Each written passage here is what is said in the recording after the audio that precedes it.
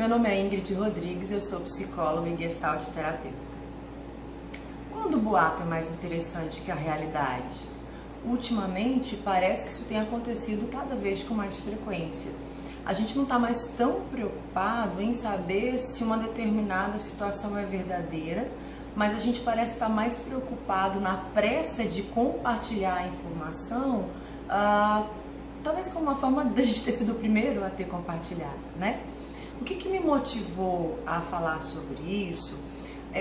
Há umas 2 semanas, mais ou menos, começou a circular nos grupos de WhatsApp, nas redes sociais de um modo geral, uma figurinha que teoricamente ensina uma criança a prática do enforcamento. O que me chamou a atenção? As pessoas elas ficaram tão desesperadas para que as crianças e os adolescentes não tivessem acesso a essa informação, que elas começaram a compartilhar exatamente aquilo que elas não queriam que fosse compartilhado, o que é no mínimo curioso. Isso me lembrou um pouquinho a história da baleia azul e outras coisas que a gente tem visto ultimamente, né?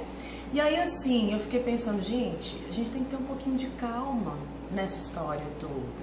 É claro que tem conteúdos que não são adequados às crianças, que os pais ficam preocupados e eles não querem que as crianças acessem.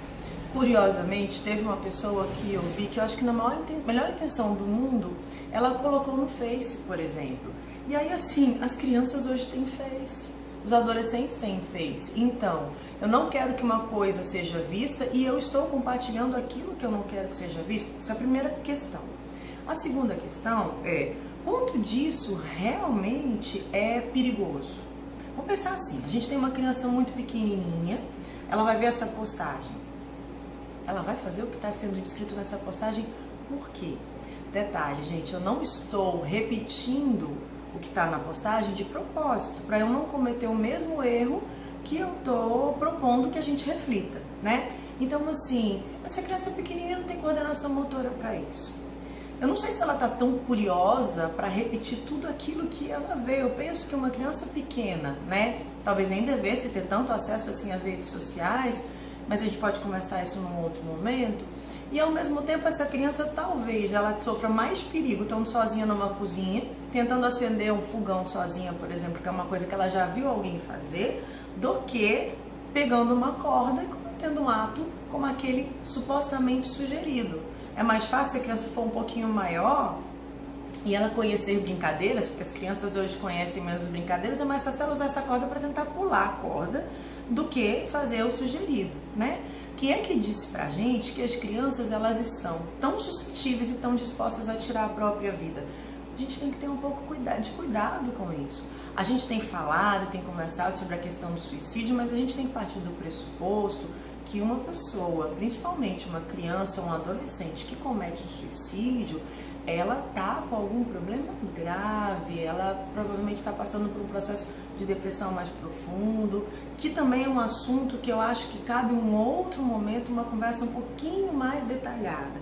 O objetivo hoje, na verdade, assim, é a partir dessa situação a gente pensar várias outras coisas, de pessoas, por exemplo, que sabem da morte de alguém próximo através de uma rede social.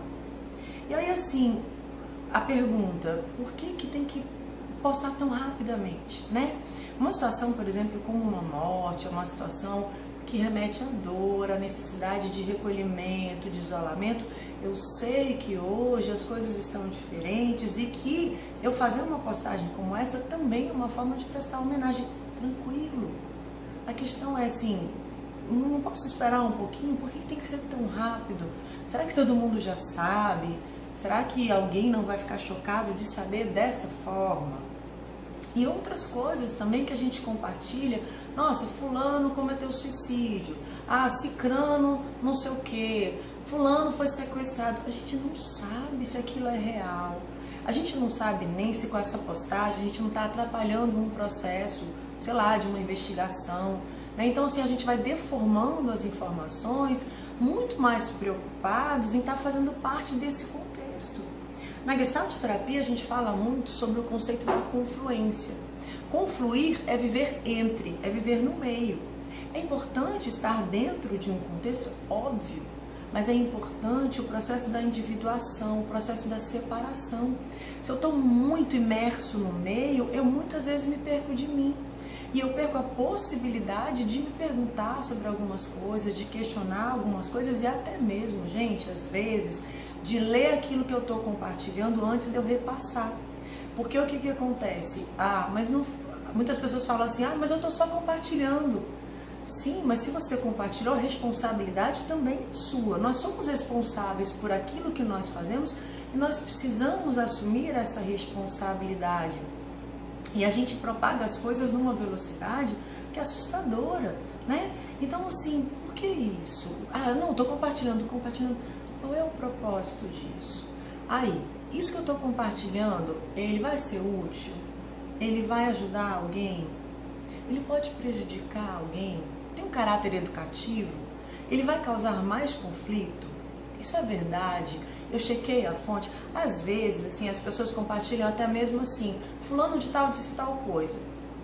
E às vezes você lê aquilo e você fala assim, mas isso que está sendo dito que fulano falou não tem nada a ver com a proposta teórica dessa pessoa. Mas a gente sai compartilhando, porque a gente tira a nossa responsabilidade do processo, né? Então, assim, a gente pode fazer parte desse mundo novo, onde tudo é para ontem, onde tudo é rápido, mas a gente não entende que a gente também está sendo responsável por isso. E interessante é que isso só aumenta o nosso nível de ansiedade, porque a gente fica com pressa de ter retorno. Então, assim, eu mando uma mensagem, eu espero que seja respondida na mesma hora, e a gente fica até meio mal educado, às vezes, diante desse processo. Então, assim, eu preciso estar consciente daquilo que eu estou postando, né? Eu quero postar, eu compartilho, eu vou fazer. Se eu não fizer, alguém vai fazer. Não é assim que funciona. Eu preciso me pensar um pouco sobre o processo, né? E, inclusive, assim, eu acho que a gente precisa entender mais o que está acontecendo com as pessoas, né? Às vezes, assim, a intenção é a melhor possível, mas a gente não entende quão cruel pode ser uma determinada informação. Aí a gente abre a rede social, a gente vê pessoas machucadas, né? Pessoas que foram agredidas, e assim você não sabe se tem algum familiar daquela pessoa que vai ter acesso àquela informação. Imagina você se deparar com isso. Então a proposta dessa conversa hoje é exatamente isso, é que a gente seja mais atento às nossas escolhas, que a gente assuma as escolhas que a gente faz, né? E que a gente pare um pouquinho, pense, se pergunte, leia o que a gente está escrevendo, porque às vezes a gente está compartilhando coisas que não fazem muito sentido assim, né? E principalmente assim, qual é a urgência? Por que eu tenho que compartilhar isso agora?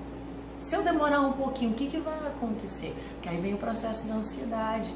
E aí, assim, a nossa ansiedade aumenta, principalmente porque a gente não se dá conta dessa ansiedade. Porque como a gente preenche o nosso tempo o tempo inteiro, e a gente compartilha, a gente vê, a gente lê, e a gente acha que com isso a gente está mais bem informado, que não é verdade.